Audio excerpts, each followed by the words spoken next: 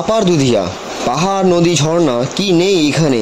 বালাসন নদী বয়ে চলেছে গ্রামের বুক চিরে, আর শহরে কোলাহল থেকে মুক্তি পেতে কিংবা পিকনিক খেতে ছুটে আসে এখানে হাজার হাজার পর্যটক। তাই আমরাও চলে এলাম এই বর্ষায় আপার দুধিয়ার সৌন্দর্য রূপ তোমাদের সামনে তুলে ধরার জন্য।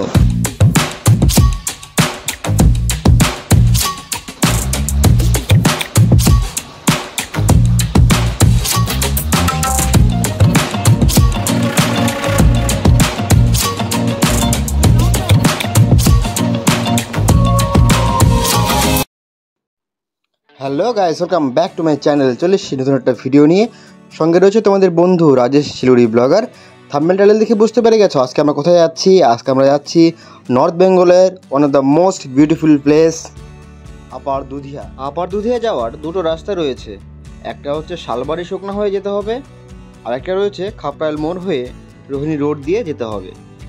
কিন্তু আমরা বেছে নিয়েছিলাম দার্জিলিং মোড় হয়ে শুকনার রাস্তা। তার কারণ এখানে রয়েছে প্রকৃতির সৌন্দর্য, চারদিকে গাছপালা বন জঙ্গল ঘেরা, আর মাঝখান দিয়ে রাস্তা যা আপনার ভ্রমণকে আরও রোমাঞ্চিত করে তুলবে। পাহাড় পাহাড় মানেই বাঙালির কাছে একটা আলাদা অনুভূতি, কারণ এখানকার আঁকাবাঁকা রাস্তাই আমাদেরকে বারবার মুগ্ধ করে, বারবার টেনে নিয়ে আসে আমাদেরকে এখানে আসার জন্য। আর এই চারপাশে রয়েছে দেখো চাপাতি বাগান। সত্যি সামনে ভিউটা কি সুন্দর লাগছে দেখতে। দেখো কিছুক্ষণ আগে এখানে বৃষ্টি হয়েছে, যার কারণে আকাশটা পুরো ক্রিস্টাল ক্লিয়ার। আমরা এখন আছি মিরিক রোডে, কারণ আমাদেরকে দুধিয়া যাওয়ার জন্য এই মিরিক রাস্তা দিয়ে যেতে হবে। কথা বলতে বলতে আমরা চলে আসলাম দুধিয়ার অনেকটাই কাছে, কারণ ওই সামনে যে পাহাড়টা দেখা যাচ্ছে ওটা কিন্তু আমাদের মিরিক যাওয়ার পাহাড়। ওই সামনে যে পাহাড়টা দেখা যাচ্ছে ওটা কিন্তু আমাদের মিরিক পাহাড়, তার ঠিক ওপরে রয়েছে টিংলিং ভিউ পয়েন্ট। আমাদের এই আপার দুধিয়া যাওয়ার রাস্তাগুলো কিন্তু সত্যিই খুব অসাধারণ। এই গ্রামের ভিতর দিয়ে আমাদের যেতে হবে। ওই কথা বলতে বলতে যে চলে আসলাম ওই সামনে যে নদীটা দেখা যাচ্ছে, আমরা এই নদীটাতেই আমরা যাব, কিন্তু এইখান দিয়ে ডাইরেক্ট নামা যাবে না, আমাদেরকে আরও সামনে যেতে হবে। আপার দুধিয়া যে চারপাশটা রয়েছে সম্পূর্ণটা কিন্তু পাহাড়ে ঘেরা, চারপাশে পাহাড় আর মাঝখানে কয়েকটা বাড়ি। এখানকার জনজীবন সত্যি তোমাদেরকে আকৃষ্ট করবে। আর যারা শিলিগুড়ি বাইরে থেকে ভিডিওটা দেখছো, যদি এখানে আসার ইচ্ছা থাকে বা এখানে যদি ভাবো যে আমরা এখানে রাত কাটাবো, তার জন্য কিন্তু এখানে থাকার ব্যবস্থাও রয়েছে। এখানে অনেক কটেজ পেয়ে যাবা তোমরা, এবং ছোটো ছোটো হোমস্টে পেয়ে যাবা। ওই সামনে যেই দেখা যাচ্ছে এটি কিন্তু আমাদের বালাসন নদী। ফাইনালি আমরা চলে এসেছি আমাদের গন্তব্যস্থলে। দেখতে পাচ্ছ জায়গাটা কতটা সুন্দর। এই যে সামনে যে দেখা যাচ্ছে টিনে, এটা কিন্তু আমাদের রেস্টুরেন্ট। এখানে বসে তোমরা নদীর ভিউ দেখতে দেখতে খাবার খেতে পারবে। আর দেখো চারিদিকটা কতটা সুন্দর, ক্রিস্টাল ক্লিয়ার একদম ওয়েদার, পুরো চারিদিক সবুজে ঘেরা, রাস্তায় পুরো পাহাড়। ওই দূরে দেখা যাচ্ছে ওগুলো কিন্তু আমাদের রেস্টুরেন্ট।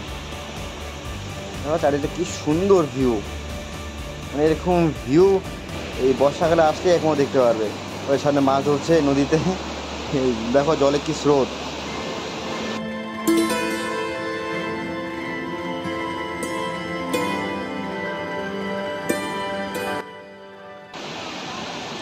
যারা এই গরমের থেকে রেহাই পেতে কোনো স্নানের জায়গা খুঁজছো, তাদের জন্য এই জায়গাটা বেস্ট একটা প্লেস হতে পারে। সামনে দেখো কত লোক স্নান করছে, আর এখানে প্রাকৃতিক সৌন্দর্য তোমাদের মুগ্ধ করবে। চলো বেশি কথা না বলে এখানকার সিনেমেটিক ভিডিও তোমাদের সামনে তুলে দেওয়ার চেষ্টা করি।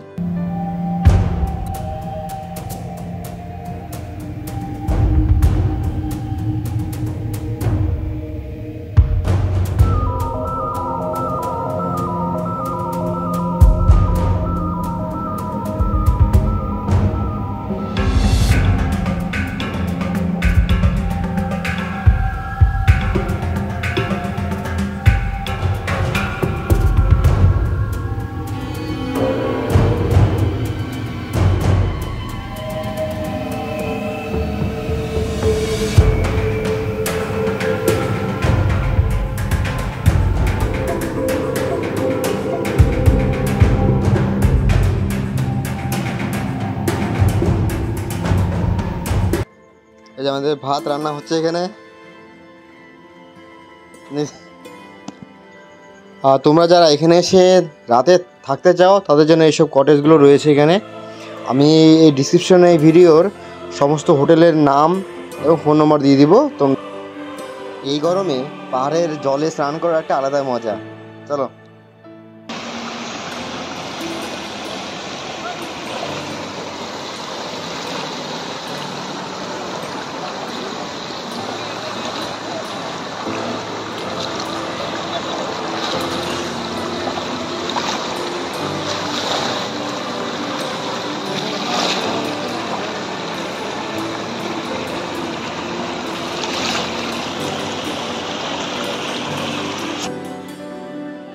স্নান করা হয়ে গেল, এখন বাড়ি যাওয়ার পালা।